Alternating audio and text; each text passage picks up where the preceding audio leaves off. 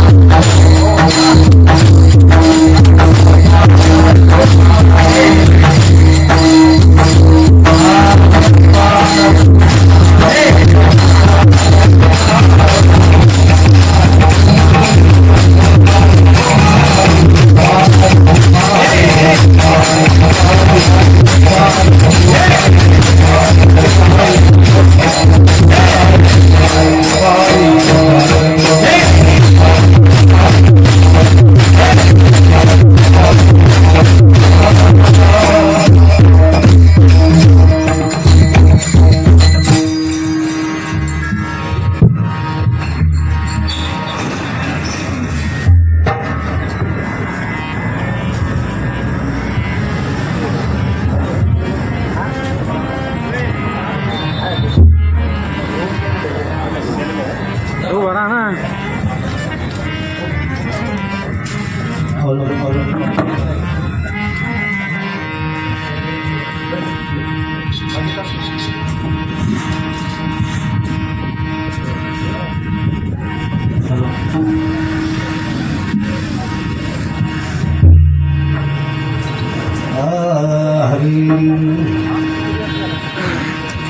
राम कृष्ण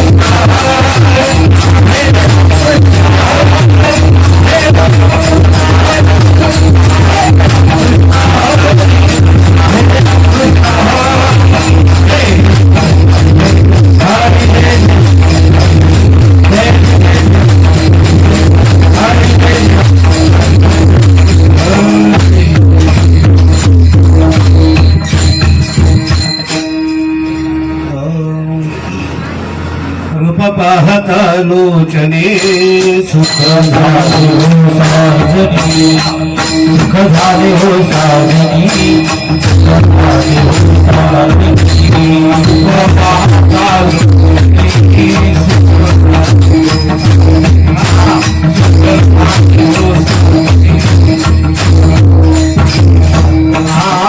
लोक पाहता लोचने सुख झाले हो साजनी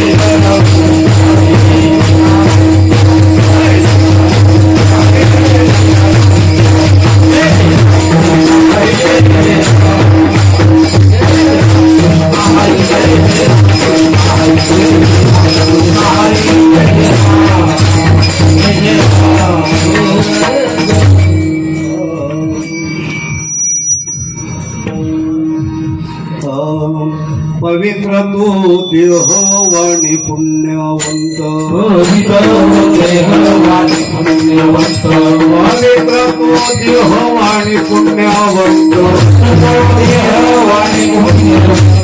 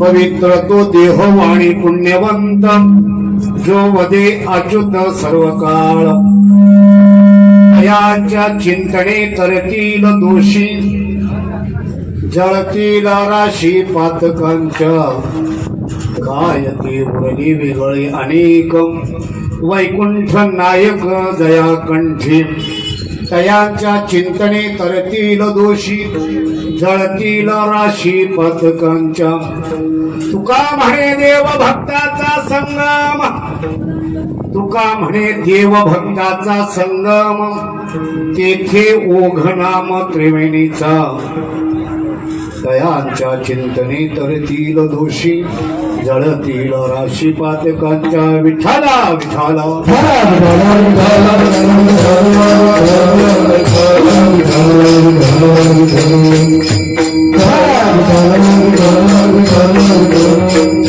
ओम नमो जय वेद प्रति प्रतिपाद्य जय जय सुसंवेद्य आत्मरूपा देवा तुझे गणेश सगळा अर्थमती प्रकाशू म्हणे निवृत्ती दासो अवधानी जोजी दयांची केली स्मरण होई सकळ विधेचे अधिकरण तेची वंद श्रीचरण श्री गुरूंचे ओम नमो ज्ञानेश्वरा ओम नमो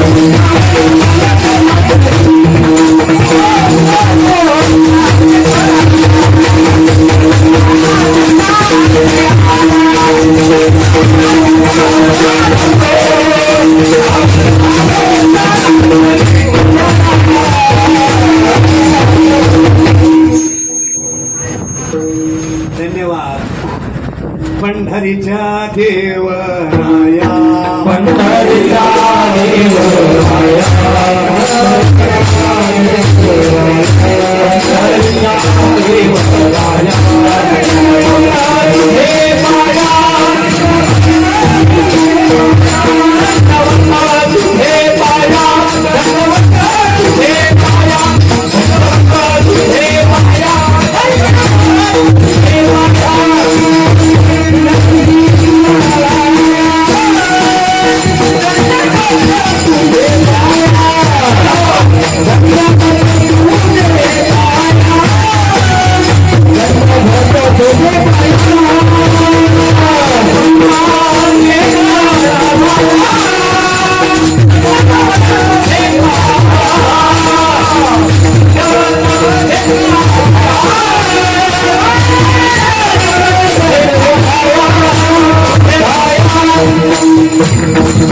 पंढरीच्या देवराया दंडवत तुझे पायाची संताची हे माथा चरणावरी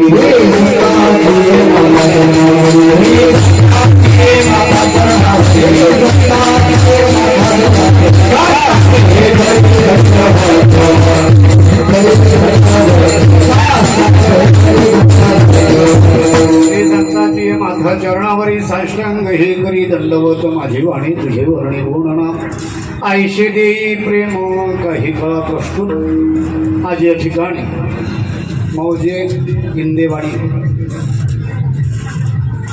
वैकुंठवश्य हरिभक्त परायण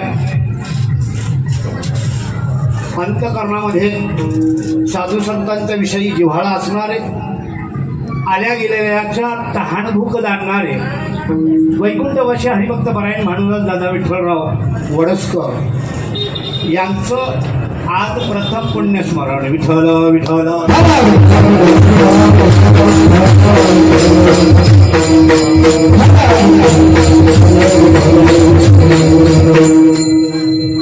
कृष्णभाऊ भानुदास दादा वडसकर अर्जुन दादा वडसकर दोन मुलं सावित्रीताई ज्ञानेश्वर शेडगे सीताताई दीपकराव काठे मुक्ताताई किरणराव ताकड सर्व वडसकर परिवार आणि आलेले सर्व आप्त स्वकीय विठ्ठल विठ्ठल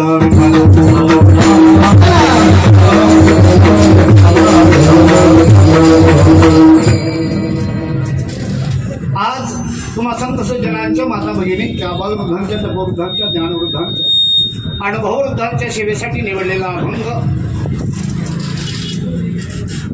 देहू निवासी जगत मान्य म्हणण्यापेक्षा विश्व मान्य म्हटलेलं जास्त चांगलं कळलं. तुकोबाराय यांचं संतांचं आणि पुण्यवंतांचं वर्णन करणारा अभंग विठाला विठाला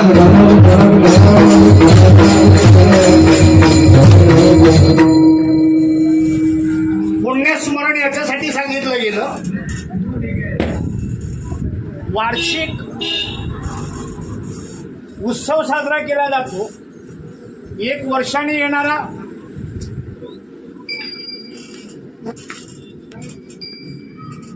वर्ष श्राद्ध, 6 महिन्याचं सुद्धा तुमच्याकडे षडमास शास्त्र श्राद्ध करतात. महिन्याचं श्राद्ध सुद्धा तुमच्याकडे करतात. आणि गेल्याच्या नंतर दशक्रिया विधी वगैरे 13पर्यंतचा कार्यक्रम हे आपले विधी चालू असतात. हा एक सामान्य नियम झाला. पुण्यतिथी या शब्दाचा अर्थ आहे असा आहे का ज्या दिवशी हा पवित्र असणारा देह त्या पवित्र आत्म्याने सोडला आणि त्याची आठवण म्हणून ती जी तिथी आहे त्याला पुण्यतिथी म्हणतात. ते पुण्यवान स्थिती असते. आणि संत जे असतात ना त्यांची पुण्यतिथी होते, देवाची जयंती होते, संतांची पुण्यतिथी होते आणि आमच्यासारख्यांची सर्व पितरी अमावस्या. विठाला विठाला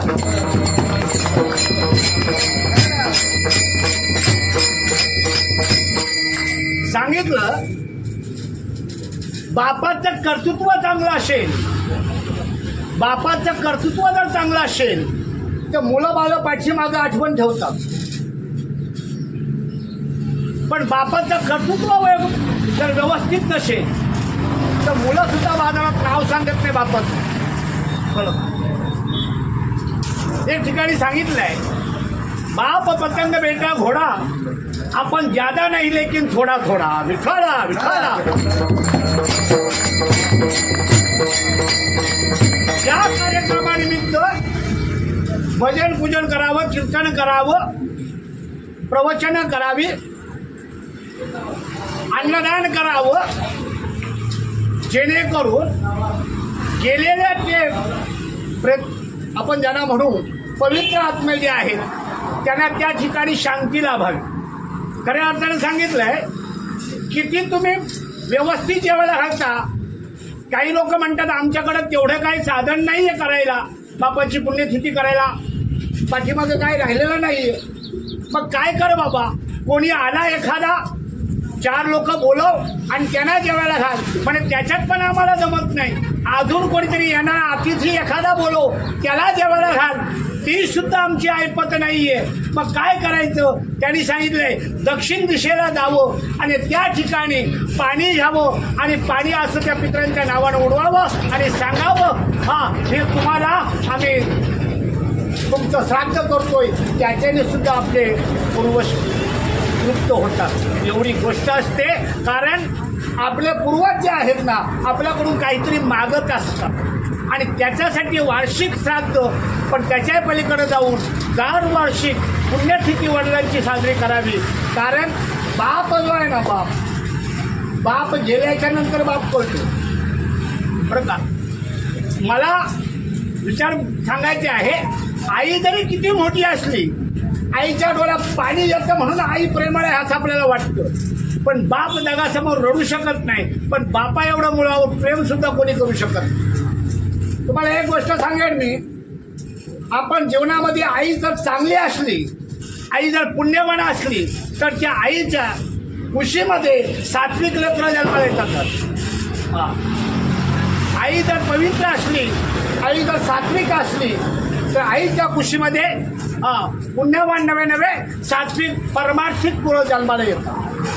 बाप जर चांगला असला, बाप जर पुण्यवान असला, बापाचं वागणं जर चांगलं असलं तर तुम्हाला मी सांगेन तो मुलगा समाजामध्ये मोठा होत असतो, श्रीमंत होत असतो, नाव कमवत असतो बापाच्या पुण्याईनं. बापाच्या पुण्याईनं मुलाचा उत्कर्ष होतो, आईच्या पुण्याईनं हो त्याचा परमार्थिक मार्ग मिळतो. आणि तुम्हाला सांगतो नेहमी का गुरु जर चांगला असेल, ज्याचा गुरु चांगला असेल तर गुरुच्या पुण्याईनं परमार्थ चांगला होतो. विठ्ठला विठ्ठला.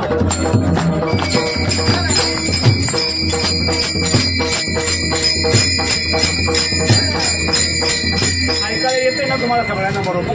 हा, आपल्याला ऐकायला जाणे एवढीच मंडळी आहे. हा, मला कोणीतरी बोललं बाबा ऐकायला लोकच नाही आहेत. मी म्हटलं ज्याच्या नावानं कार्यक्रम आहे ना की ऐकतात. माणसं पाहिजे असं नाही. माणसं कीर्तनं जरूर ऐकतात, पण माणसं माणसात येत नाही. विठाला विठाला.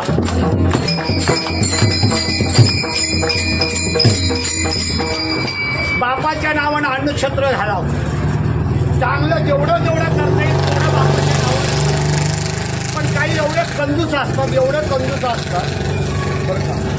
एकाने सांगितलं आमच्या बापाने जेवढं कमवून ठेवलंय ना 7 पिढ्यांना पुरेल, पण संपणार नाही. तर त्याने विचारलं तुम्ही नक्की खाता काय? बरं, तर त्याने एक सुपारी होती, सुपारी. त्या सुपारीचा असं बारीक चुरा केला आणि ते त्या सुपारीच्या चुऱ्यामध्ये ना सुई बुडवायचे आणि तेवढे चाकून खायचे. कळलं का? 7 पिढ्यांना पुरेल म्हणून. दुसरा म्हणतो अरे तुझ्यापेक्षा आमच्या बापाने जास्त कमवून ठेवलं, म्हणे तू काय करतो? त्यांनी सांगितलं चला दाखवतो काय खातो ते. त्याने चौकटीवर सुपारी बांधली होती. कळलं? आणि ती सुपारी बांधलेली, ती सुपारी फक्त असा चुखायचा आणि सोडून द्यायचा. 7 पिढ्यांना पुरेल म्हणे. आणि किती पुरेल? भरपूर पुरू शकतो. त्याच्यापेक्षा तिसरा होता तो जास्त विशाल होता. तो म्हणतो माझ्या बापाने कमवलं 14 पिढ्यांना पुरेल. मग तू काय खातो? म्हणे चला दाखवतो. त्यानं सुपारी दरवाजाला बांधलेली, पण तिची सावळी जिथं पडेल ना तेवढीच चाटून खायचा फक्त. विठाला विठाला.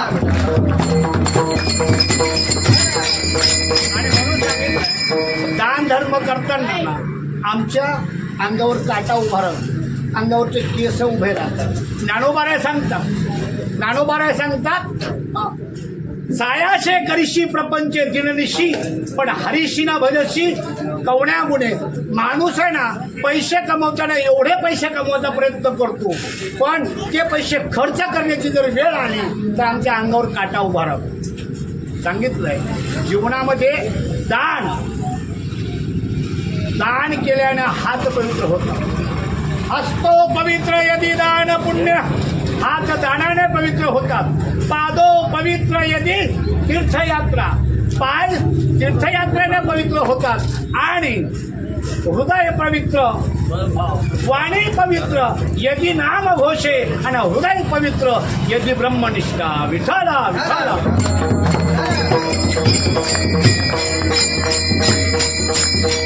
दादा गेले, पण दादा गेले नाही बरं का. गेलेल्यांचं काय होत नसतं भाऊ बरं का. गेलेल्यांचं काहीच होत नसतं. आणि जे गेलेत ना त्यांच्याविषयी सांगितलं माझ्या संतानं. आजा मेला पंजा मेला बाप मसना गेला.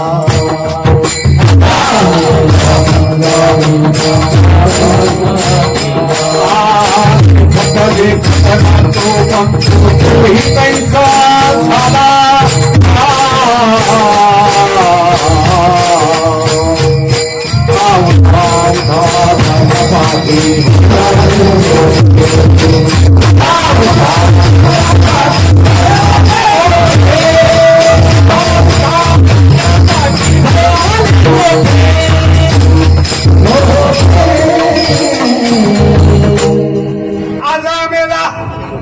पंजा मेला बाप मसना गेला रे गेला. देखत देखत ना तू पण तोही कैसा झाला. कोणालाच कोणाची आठवण नाही. बरेच गेले मरून गेले. बगदा लब्ध भरसुंडी सारखे चौदा चौकडी लंकापती हे सुद्धा गेले. भेंड्या कात्रत भाऊ काय सांगायचं तुम्हाला. रावणाची संपत्ती इथं कमी पडली पण रावणाचं नाव आहे ना वाईट वृत्तीमुळे फक्त आठवणी ते लोकांच्या चांगल्यासाठी नाही. माझ्या तुकोबारायांचं नाव, माझ्या नाडोबारायांचं, माझ्या नाथबाबांचं, माझ्या सर्व पवित्र असणाऱ्या साधू संतांचं नाव फक्त कशामुळे आहे. गेले दिगंबर विश्वर विभूती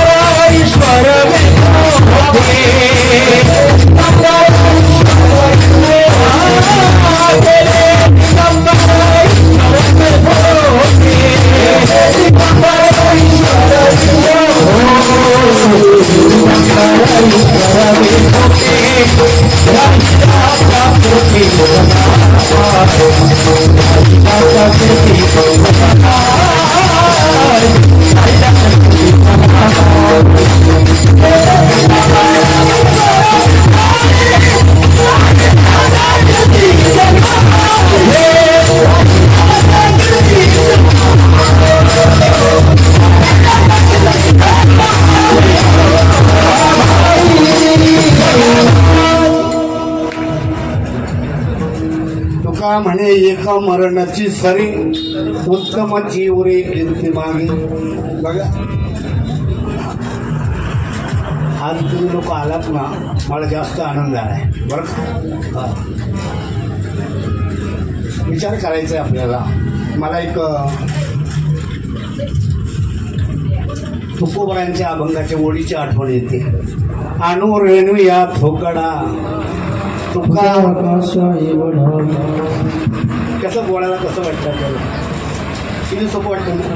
आणि रेणू या थोकडा आणि तुका. पण आपण किती आहे. आपण आकाश एवढे आहेत की नाही सांगा ना तुम्ही. नाही तर आणून रेणू या थोकडा. तुकोबारायांना 2 कान 2 हात 10 बोटं होती. पायाची 22 2 डोळे 1 नाक. ते आकाशा एवढे आहे. मग आम्ही का पोटाखाली आलो थोडंच. एकाने मला सहज बोललं की महाराज तुम्ही कीर्तनामध्ये लय असं कडक बोलता. तुकोबाराय ज्ञानोबारायांच्या तोडीची भाषा बोलण्याचा प्रयत्न करता. ज्ञानोबारायांनी भिंत चालवली निर्जीव. तुम्ही चालवाल का. मी बोललो नाही चालवली तर 12 बापाचा. बोललो नाही चालवली ना 12 बापाचा. मी पण भिंत चालली पण मला जो सांगणार आहे ना तो वाघावर बसून आला पाहिजे मग चालव.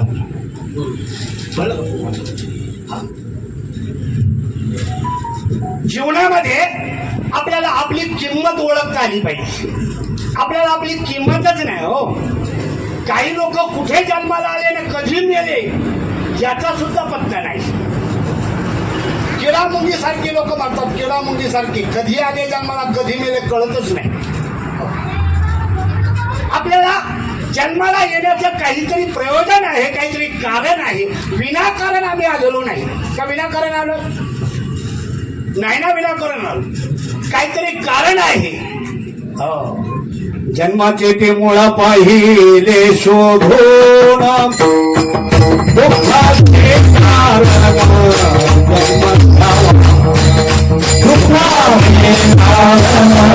जन्म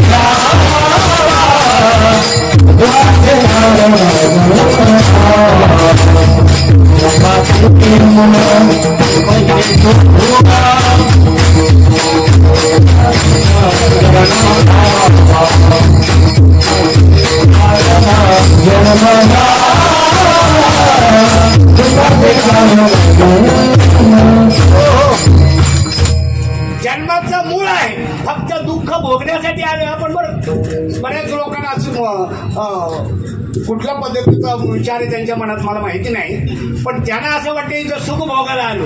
नाही नाही नाही, सुख भोगायलाच आलो नाही, फक्त दुःखाशी कारण जन्म घ्यावा. आपण आपल्या कर्माने जन्माला आलोय, आपल्याला भोग भोगायचे आहेत म्हणून आलोय. ज्या दिवशी भोग भोगणं संपलं, बरं का, ज्या दिवशी भोगातून बाहेर पडलो, हा, त्या दिवशी आपण माणूस माणूस म्हणून राहणार नाही, आपण देव बनणार. भोगातून निघता, माऊली म्हणतात ज्ञानोबा, भोगातून निघता मन मज माझी रमता, अरे हळूहळू पंडू सुद्धा मीच होश. एकदा तुझं मन माझ्यामध्ये रमलं ना का तू हळूहळू मीच होशील. आपल्याला कळतच नाही, आपण मनुष्य जन्माला आलो. मनुष्य जन्माला येण्याचं काहीतरी कारण आहे, काहीतरी प्रयोजन आहे. उगाच आलेलो नाही, उगाच नाही, उगाच आलो नाही. आणि उगाच जे आलेत ना त्यांना उगाच परत यावं लागतं. उगाच, कळलं तुम्हाला? किडा मुंगी साप विंचू सगळं व्हावं लागेल. शेवटची पाळी एक मनुष्य जन्म. या जन्मामध्ये जर आपलं मोल आपल्याला कळालं नाही तर अनंत योनी, नवे नवे 184 योनी, 4 खाणी, एक एक योनी, कोटी कोटी फेरा असं फिरावं लागणार आहे. आणि याच्यातून जर वाचायचं असेल तर आम्हाला मनुष्य जन्माची इति कर्तव्यता जी आहे ती कळवून घ्यावी लागेल. आणि ती कळवण्यासाठी पहिल्यांदा विचार आला पाहिजे आपल्या मनामध्ये. बरेच लोक विचार करतात, क्षणोक्षणी हाची करावा विचार. आमचा विचार आहे क्षणोक्षणी हाची, नित्य उठून या खायाची तो चिंता. हा, आमचा विचार काय? हो, एका गावाला एक पाहुणा आला होता, जावई होता, जावई पाहुणा आला. मी जास्त दृष्टांत सांगत नाही, पण मला सुचलं म्हणून सांगतो. जावई पाहुणा आला. आमच्याकडे त्यावेळेला एवढी चांगली घरं नव्हती. त्या ठिकाणी असं गाडी कपाटीचं हे असायचं, कूड असायचं. कूड कळतं तुम्हाला? गाड्यांचं असं भिंत बांधलेली असायची आणि त्याला शेणाने सारवलेलं असायचं. काही ठिकाणी फट वगैरे राहायची. तो जावई बापू आला सासूरवाडीला, अंगणामध्ये बसला. अंगणामध्ये इंदेवाडीमध्ये जशा दुधाच्या म्हशी आहेत ना तशी एक म्हैस बांधलेली ती अंगणात, आणि त्या म्हशीची अशी गोल गोल करून शिंग होती. जावयानं बसल्याच्या नंतर सासूबाई तिकडे जेवण बनवतात आणि हा विचार करतो. 12 वाजता तो आलेला आहे. 2 वाजेपर्यंत त्याने विचार केला आणि 2 वाजेपर्यंत विचार केल्याच्या नंतर तो विचार करत होता, ह्या म्हशीच्या शिंगामध्ये आपलं डोकं कसं घालता येईल. चांगला विचार केला. म्हशीच्या शिंगामध्ये डोकं घालण्याचा विचार केला. 2 वाजता गडी उठला आणि त्यानं डोकं घातलं. आता आमच्याकडे असं म्हटलं जातं, ज्या म्हशीच्या पोटी टोणगा जन्माला येतो तिला अक्कल काय असते ना? जिच्या पोटी टोणगा जन्माला येतो तिला अक्कल असू शकते का? यानं डोकं घालायला आणि तिनं दाव तोडायला एकच वेळ झाली. हो, पूर्ण इंदेवाडीमध्ये जावायला फिरवलं. घाली लोटांगण, वंदीने चरण, अशा पद्धतीनं फिरवलं. अंगाच्या सारख्या निघाल्या. 4 लोक धावलं. हो हो हो, फू फू फू करता करता त्या म्हशीला थांबवली आणि थांबवल्याच्या नंतर विचारलं, जावाय बापू, कमीत कमी विचार करायचा डोकं घालण्याच्या पूर्वी. येडाय 12 वाजल्यापासून 2 वाजेपर्यंत विचार केला, मग डोकं घातलं. याला विचार म्हणतात का? काय विचार करायला पाहिजे? काही मी उद्धार पावेना, काही मी उद्धार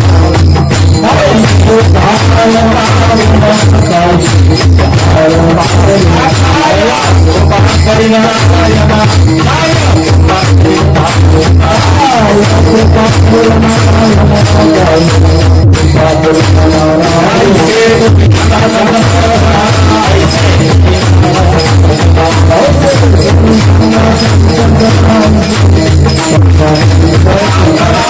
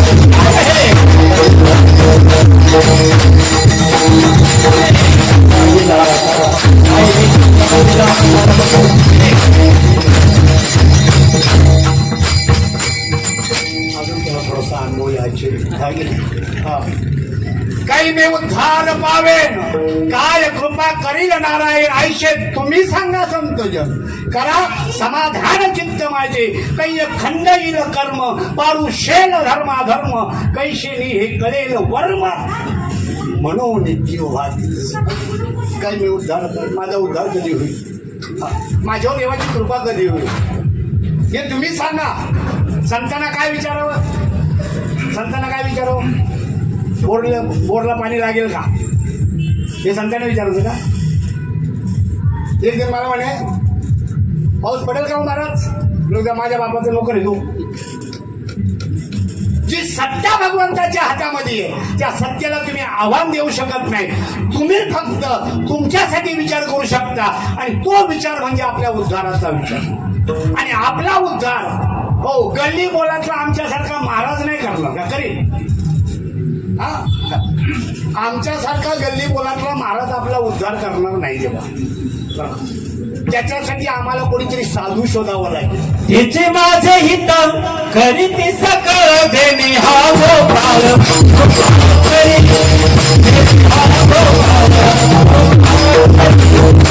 तिचे माझे हित करीती सकळ देणे हा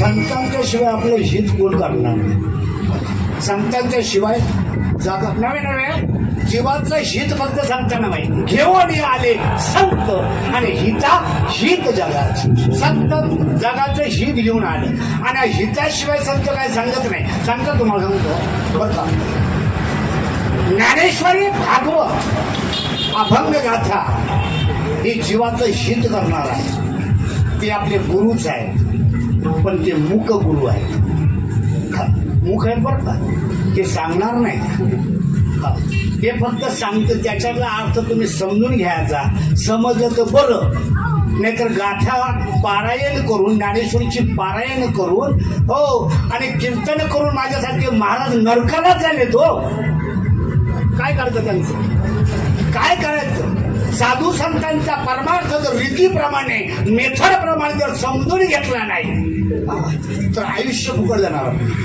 एक जन्माने अर्जुनाला सांगितलं अर्जुन एक जन्म नाही माझ्यात आणि भक्तामध्ये नव्हे तुझ्यात आणि माझ्यामध्ये भेद जोपर्यंत तुझ्या ठिकाणी शिल्लक आहे तो पण करोडो जन्म जरी तू माझी भक्ती केलीस तरी तू माझ्यापासून दूर राहणार माझ्याजवळ येणार नाही आणि म्हणून सांगितलंय आपल्याला आपला विचार करायचा नक्की कशासाठी देह दिला देवे दिला देह भोजनाय दिला भजनासाठी वापरला नाही भोजनासाठी वापरला ल्यावे खावे बरे असावे सदैव संसारी काय खावं हेच कळत नाही आम्हाला काय खावं तेच कळत नाही आता तुमच्याकडं बरं आहे पण आमच्याकडचं सांगतो आमच्याकडं ते नको ते खाणारे लोक आहेत ना एवढे डेंजर दिसतात ते लोक खाताना तुम्ही पाहिलं असेल कधी आमच्याकडे मला तर तसं ते माणसं नाही दिसली कोणी खाताना पण ज्यावेळेला एखादं जनावर मरतो ना त्यावेळेला कुत्रं जातं खायला बघा तिथं आणि ते दुसरं कुत्रं त्याच्याकडे आलं ना ते गुर्र करतं ते असं त्याचा जो चेहरा असतो ना तसा ते चेहरा मटण खाणाऱ्या माणसाचं असं वरबडतं ते काय खावं कळत नाही आम्हाला काय प्यावं कळत नाही अभक्ष भक्षण आणि अपय्य पान करू नये जीवानं माणसानं करू नये जे जिभेनं पाणी पितात कळला जे जिभेनं पाणी पितात आपण ओठानं पाणी पितो जिभेनं पाणी पितात ना त्याने मटण खावं मच्छी खावी आणि त्यानं अपय्य पान करावं दारू द्यावी बाकीच्या आणि माणसाने करू नये माणसं तुम्हाला सांगतो ना किती तरी तहानेलेला गाढव असला तहानेलेला गाढव 8 दिवस पाणी पिलेला नाही गाढव पण त्याच्या पुढे जर पातेला भरून जर दारू ठेवली तर गाढव सुद्धा त्याला तोड लावत कोण दारूला कोण तोंड लावत नाही गाढव सुद्धा तोंड लावत नाही मग जे तोंड लावत असते त्याचं काय गाढवाला गाढव म्हणलं म्हणजे गाढवाचा अपमान आहे तुम्हाला सांगू काही माणसं ना जीवनामध्ये कधी हसतच नाही, बरं का. काही माणसं जीवनात कधीच हसत नाही जात, पण तो माणूस जर कधी हसण्याचा प्रयत्न जर केलाच नाही त्याने अख्ख्या जीवनामध्ये, तर समजा जर पुढच्या जन्मामध्ये हे गाढव बनणार, हे ठरलेलं आहे. आपल्या जीवनामध्ये आपण माणूस म्हणून जन्माला आलोय याचं कारण भगवंत आहे, आपण नाही. आपण नाही, बाकीच्या आपल्या कर्माने आपल्याला इतर जन्म मिळाले. माणूसाचा जन्म सुद्धा आपल्याला मिळालाय, तरी सुद्धा इतर प्राण्यापेक्षा आपला जन्म का श्रेष्ठ ठरतो, तर पाप पुण्य समान समी तरी पावी जे कर्म भूमी. पाप आणि पुण्य समान झालं तेव्हा माणसाचा जन्म मिळालाय. दोन्ही सारखे. थोडं जर कमी असतं ना नरकाला गेलो असतो, थोडं जर जास्त असतं स्वर्गात देव बनलो असतो, पण माणूस नाही. पण माणसाचा जन्म याच्यासाठी आहे, माणसाच्या जन्माचाच फक्त उद्धार करता येतो. याच देही गडे देवाचे भजन,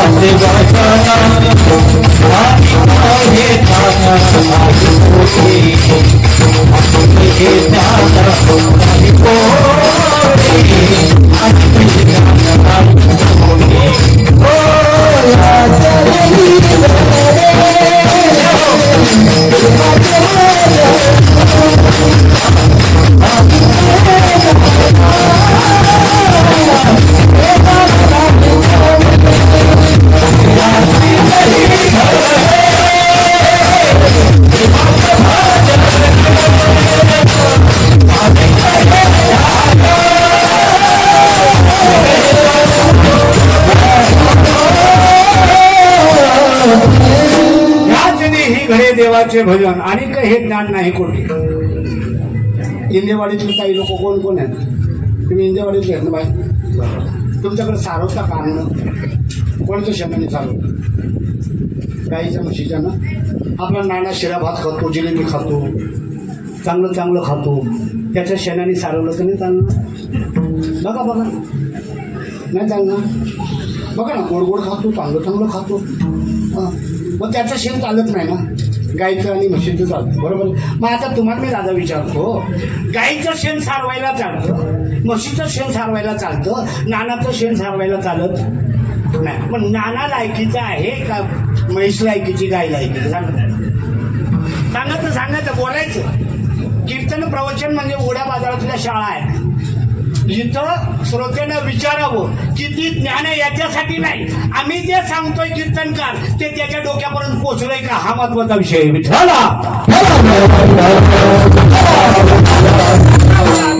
गाय लायकीची, म्हैस लायकीची का बाबा नाना लायकीचा? सांगा. तुम्ही सांगितल्याशिवाय पुढे जाणारच नाही. नाना लायकीचा गाय लायकीची आहे. म्हशीचं शेण सारवायला चालतं, गायचं शेण सारवायला चालतं, नानाचं चालत नाही. मग नाना लायकीचा का गाय लायकीची? गाय लायकीची ना दादा?